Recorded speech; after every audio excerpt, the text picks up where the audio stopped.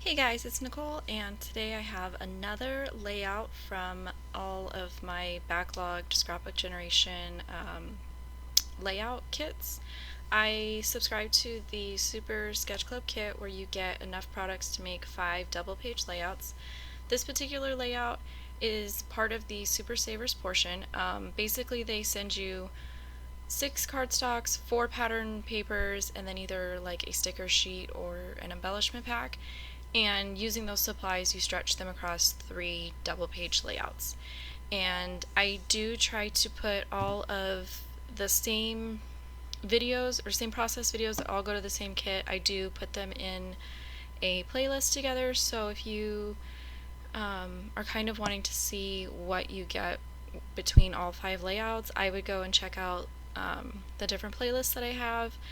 I do cherry pick through my layouts and which kit I'm going to work on, and sometimes I manage to match up photos to all 5 layouts at the same time, and sometimes I'll only have, one process video per kit. It just depends on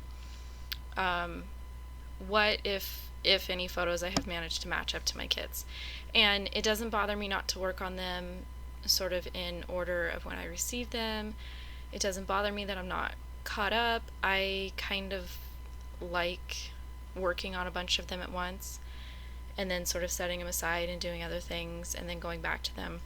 I kind of like to work on them when I'm in the mood to be creative, but I'm not really in the mood to, I guess, think about it. Like, I kind of find it really calm to just sit down and follow the instructions, and 45 minutes later I've got a layout complete, I've got a story documented, and it's ready to go into an album.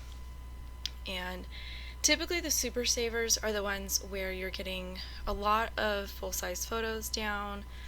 I don't remember if the sketch for this one showed the 3x4s on a 4x6 or if a lot of those were me adding additional photos, but that is a way that I do like to add more photos to these layouts.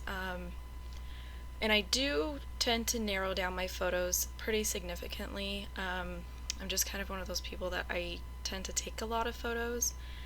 So typically the ones that make it onto a layout are sort of the ones that I just can't live without.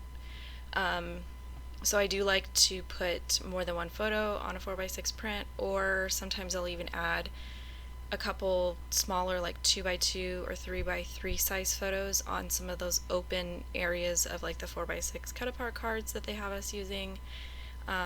It typically just depends on how many photos I have that I want to use and how much open space there is on the layout. But these go super fast because you're pretty much just wallpapering with photos and 4x6 cards, and then you're just kind of embellishing with, in this case it was a 6x12 sheet of stickers, and then I added, I think, some enamel dots, and I may have grabbed a couple stickers from my stash. I think I had them out on my desk. Sometimes I'll keep some stuff out on my desk as far as like label stickers and just generic stickers, and it's kind of stuff that I want to get used up. So I try to keep it out where I can see it, and hopefully I'll reach for it and kind of get them used up. So this is pretty much all of the paper and photos down. Anytime that they don't sort of span the entire 12 inches of the cardstock, I like to just trim down my entire layout.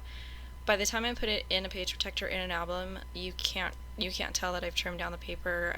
I don't think anybody would even think to care. Like, it's just something that it kind of bugs me when my stuff doesn't line up and it's not square, so I tend to cheat and just trim the sides of my layouts down.